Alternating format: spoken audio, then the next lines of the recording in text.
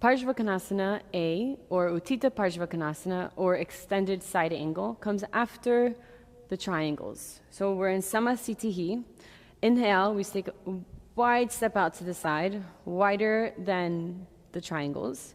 And then we pivot the right toes out to the side as we exhale to move in to the posture. 5 breaths. Inhale, we come back out of it. Pivot the left toes out. Exhale, we come into the left side. Inhale, we come up before moving into the twisting version. So to break this down a little bit, I'm going to do the left side. I like to move into it again with space and mindfulness. I lift the left foot a little bit, and that just helps me to really settle into it and feel grounded. So as I exhale, lower the foot and start to bend into the left knee, so that the left knee ends up over the left ankle. And already here I can tell that my stance could be a little bit wider, because as you start to bend into the knee ends up over the left ankle. So if I really wanted to get into this, I can widen the stance so that this becomes a 90-degree angle. Yeah? And we're here and we're moving this left knee over the left ankle. That's deepening us into the external rotation.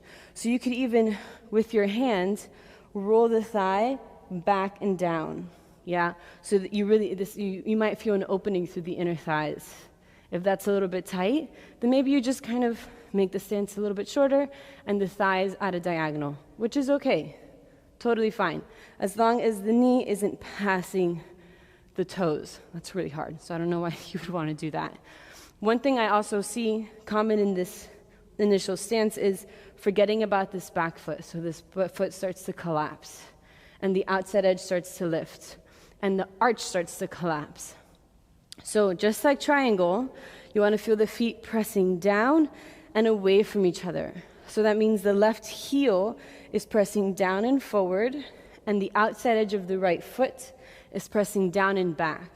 That's going to lift the arch of the back foot, and you're also going to get a feeling of lifting the thigh away from the floor.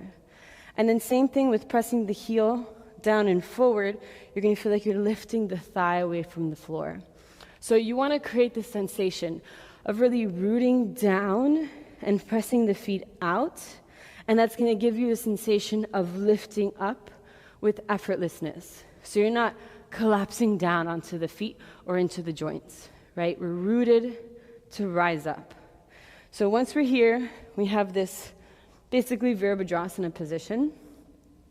Again, you can create space to move into it. So reaching up and forward to feel like you're creating space through the side of the torso and opening the hip before you fold into it. So you're reaching forward, forward, forward.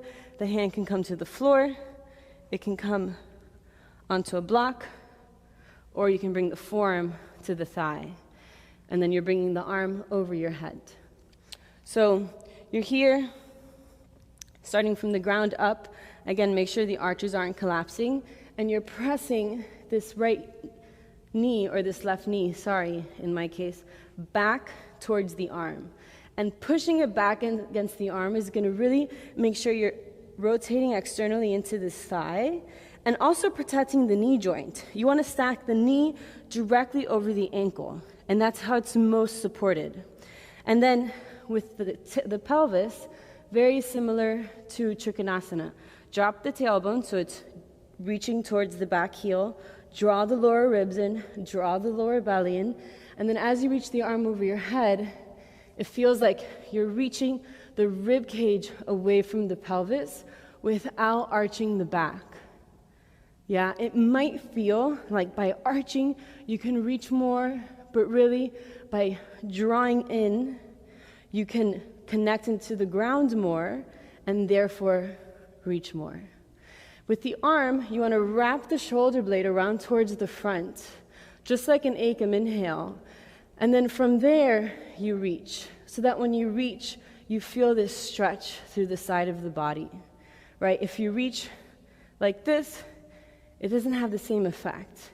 By wrapping the shoulder blade and reaching, you feel this connection from the pinky all the way down through the front of the hip and then down through the foot. So you press the foot down And with equal and opposite energy, you reach the arm. And then inhale to come up.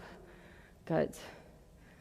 And I think that's it for that posture. It's a really great posture to start to strengthen the legs. We're really bending into that right knee, starting to engage the quads. And there aren't a whole lot of opportunities in the Ashtanga sequence to engage our legs. So milk this opportunity, maybe stay an extra breath if that's something that you lack a little bit, that strengthen the legs. Stay here a little bit longer. All right.